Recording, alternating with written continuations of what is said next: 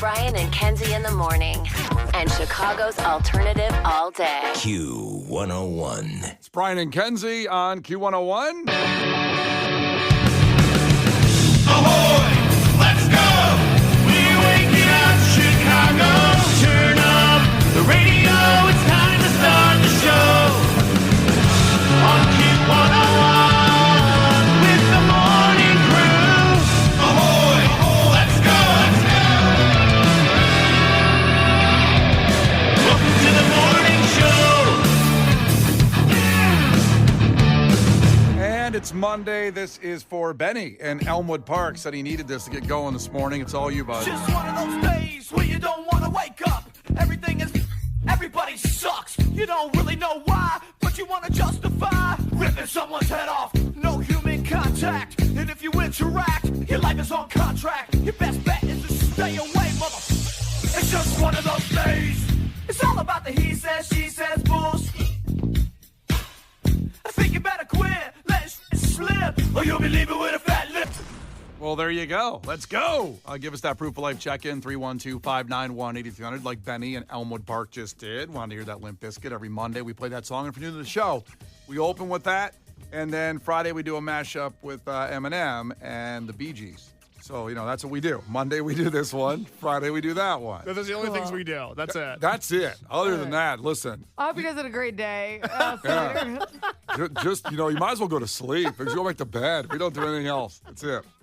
Okay, here's what we're going to do. We got a lot going on today. Obviously, the first keyword of the day for the Black Keys, chance to go see them anywhere you want to see them in America. Plus, you get some free drinks on that one on me. It's pretty cool. Coming up at 7:10, Bristol Renaissance Fair. That is this Saturday. We will be there. I know. I don't have my costume yet, my outfit. Don't piss me off, Brian. Don't piss me off. Well, you've gone in and out. Like, first I was Zorro and I was settled with it. Now I'm not Zorro. I could be Catherine Zeta-Jones no matter what, though. I'm going to be, like, ethereal and Hispanic, so don't worry about it. Well, I'm not Hispanic, but I can pretend to be. I know. But Just be fine. Zorro mask covers half my face. Does half my face look Hispanic? That's what I've always said about you, is you look half Hispanic. I'm like, you know what? It's the nose. Yeah, big nose. So 7:10, this is the last week you'll have a chance of these tickets to come hang out with us this Saturday at Bristol Renaissance Fair. We have Beck tickets for Ravinia coming up at 8:50 in music entertainment news. And then coming up at 8, a nice little surprise for you. Do you like the Creed? Do you like the Creed?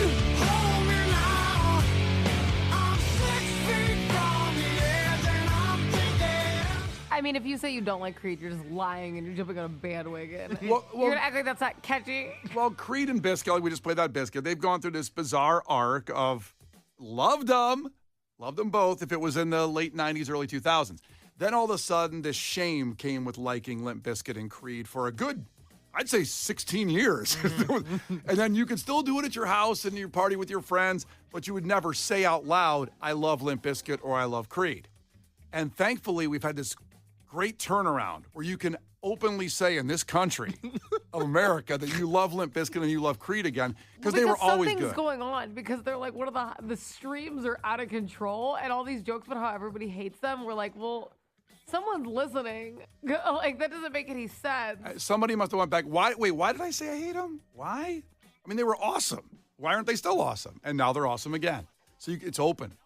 This is a free spot, a safe space where you can say you like Limp Bizkit and you like Creed. So we have tickets at 8 for Creed up at Alpine Valley this Saturday. You just got to sing. We will judge. Myself, Kenzie, and Case will judge how good you sing this.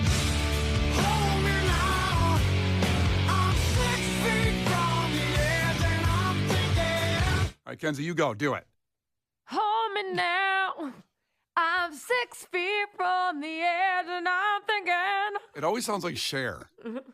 She really went for it. I know. What? It was good. All right. Yeah, I want to see Creed.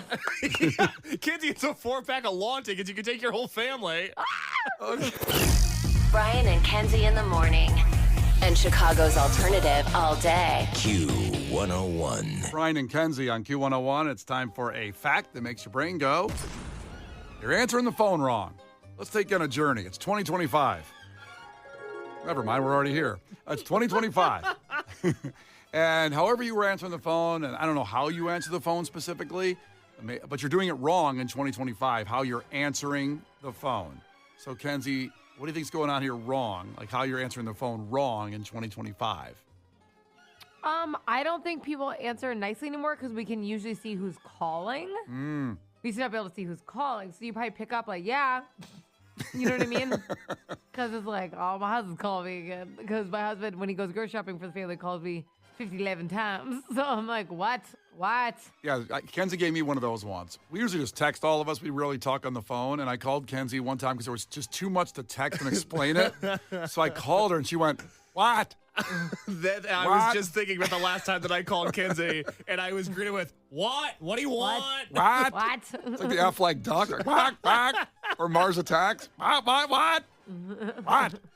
Okay. Well, if Case calls me, I know he's going to ask me to do something. That's I'm the like, rub, no. you see. Sometimes you got to do stuff. Oh, God. And I just shocked the hell out of her calling her. Like, she was like... No, I told my husband to take the baby. I'm like, uh-oh. I'm like, hold on, this could be bad. I'm here. Get the go bag just in case you might have to leave town. I had a different reaction when Brian called me. She said, take the baby, don't look back, run. Like, hold on. Hold on. Just stay alive. I will find you. All right, Case, what do you think it is? In 2025, answering the phone wrong. What? I just can't stop thinking about calling Kenzie now with the cold greeting that I get. What are people doing wrong when they're answering the phone? Oh, man, that's such a good question. What a delay. Good Lord. If you don't have an answer, it's okay. You can take a pass. I want to do the show. I want to participate. Please elaborate why that's such a good question. That is such a good question. What could they possibly be doing I bet it's a wrong? question with a question mark at the end. It's such a good question. You know what I think they're doing? And I'm going to speak towards the general public. This is not something that I do, but this is something that I've seen people do. I think a majority of people now, when they answer the phone and they're in public, they put it on speakerphone because people are just talking on the phone at all volumes. They're FaceTiming without headphones in. It's an epidemic. I think that's what people are doing wrong. I'm never mad. I'm never mad when someone's on the phone anywhere, right? Because like, you're out, you're going to make phone calls. Boy, am I mad when it's on speaker. There's no reasons I should hear both ends of a conversation at all. I'm just surprised, and this is just a me thing because I'm so private. But why are you putting all your business out there to everybody? On the train one day, some woman was talking to some other woman, and she was like, and then he came to the door, and he had no clothes on. And I was like, what? What's going on? I really wanted to jump in that conversation. Why? You didn't need to. Both ends were out there. I heard the whole thing. But I wasn't getting my answers I wanted from what I heard. Oh, you have to hate a bad question asker. They're like, oh, that's too bad. I'm like, why was he there? Yeah. She said, that's a really good question with a question mark at the end. But I got there. I eventually got there. It just took me a second. All right. After Lincoln Park, we'll tell you how you're answering the phone wrong in 2025. Make some changes. It's Brian and Kenzie, Q101. The Brian and Kenzie Show. On Q101. The Brian and Kenzie Show. On Q101. It's Monday, so give us the highlight of your weekend at 312-591-8300. We love going through and seeing how your weekend was. Some special things happened. Maybe something crazy happened. Let us know at 312-591-8300 while we get to the fact that makes your brain go. Give you the final answer on that. So it's 2025, and you are answering the phone wrong for the most part. Kenzie thinks it's because we've become such a text culture. We don't really want a call coming in, and when it does, you go, what?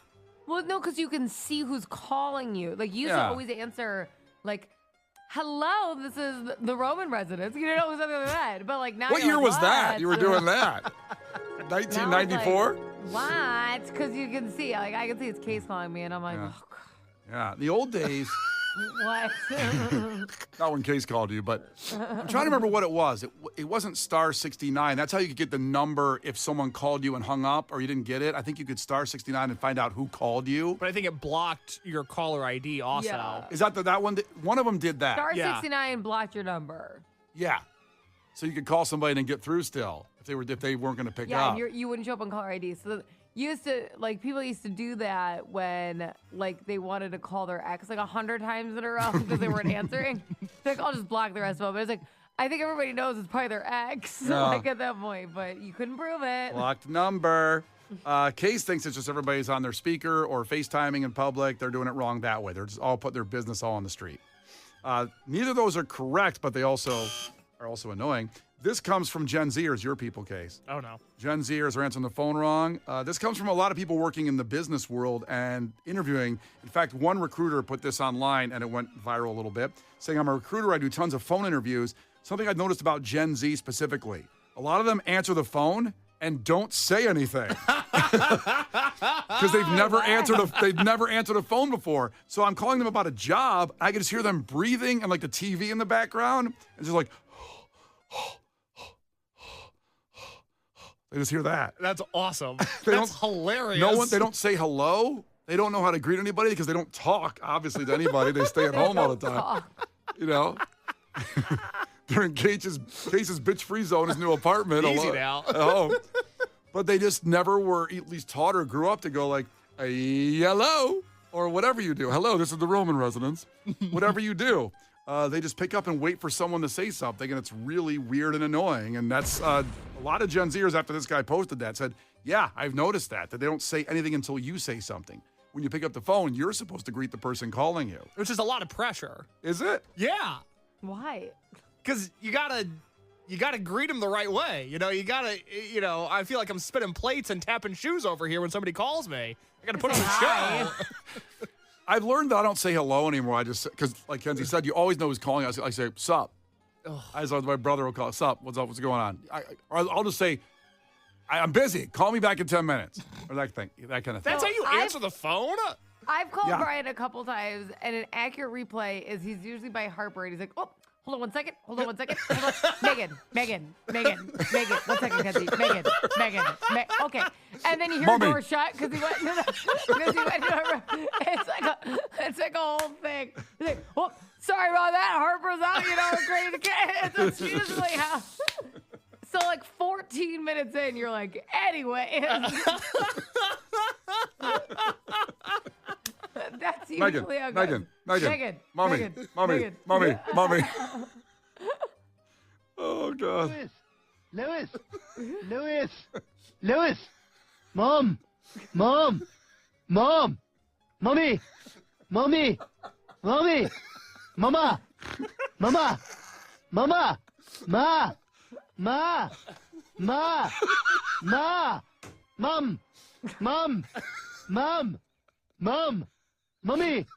Mommy. Didn't realize how long this was. Mama. Kenzie's just on hold. Hi. Hi. That's Brian, and he's just like, she's a Harper. I'm like, I think she can see Harper. The kitchen's connected. So like, just dip out for a second. Like, it'll be fine. It is. Hold on. Meg, hold on. Yeah. There's interesting things between me and Case when I've had to make a phone call. There's one instance I can remember specifically, and this was a very big emergency on the show. This was very important. This was something that needed immediate attention. And it was in no the one called me. You're right. Exactly. It was an emergency. Nobody called you. This was business that you were not involved in. Nope. And so it's like 8:30 at night, and I had to call Case. I was going to text. I go, no. I need to call on this one. So I call Case. And it's never, if I see caller ID Brian, I just assume we got laid off. I wasn't feeling good when I picked up the phone. Listeners are getting that they know that when I call, it's not good. No. It's the worst. And Case just kind of sheepishly said, yeah, because he knew it was me. And I always feel the need to do small talk first, even though I could have just said the emergency that needed to get fixed right away. And I was talking in a voice like 8 octaves higher than my normal voice. Hey, so what's going on? What are you doing tonight? How's it going? Did you eat dinner yet? What's happening? And I know Brian. I know he's not calling to hang out. So I know he's going to get to something. Yeah. It made me hope that your house never catches on fire, because you calling a 911 operator, you would still do the small talk before you said, hey, my house is on fire. I need you guys to come out here. What's going on over there at the 911 center? Are we getting a lot of calls You guys tonight? busy tonight? Ow! Ow! Ow! Ow! Ow! Ow!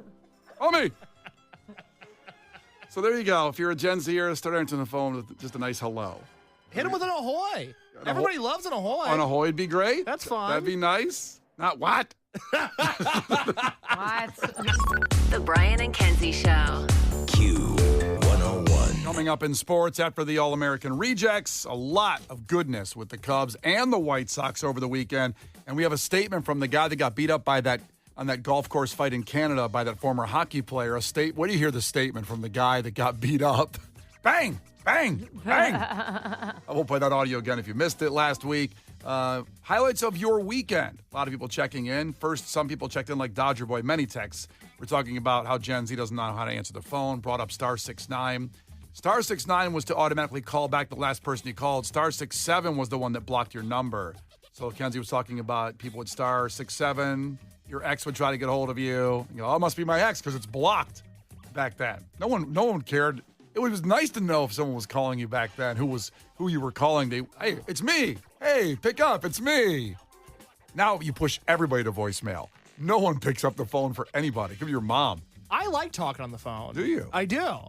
I've been sending people rambling voice texts lately. That's been my new thing. Christian, who works here, got like a 4-minute voice text from me on Saturday. Wait a minute. Have you switched over to not texting anymore and you do voice text only now? I'm in the middle of transitioning away from texting into voice text. I don't like it. It's just more time. Just send me the text. I can read it at my leisure. Oh, sorry, because you're so busy. Do you voice text, Kenzie? I hate voice text. Thank you. Because Thank people, you know when you get on the phone and people think, oh, that means that they have a bunch of time because they're taking a phone call. So I'm going to tell a super detailed, super long story. And I'm like, I can't do, like I'm in the middle of like putting my kid down or doing that. I'll be like, oh, what are you doing this weekend? 4-minute, be like movies. Like, what are you doing?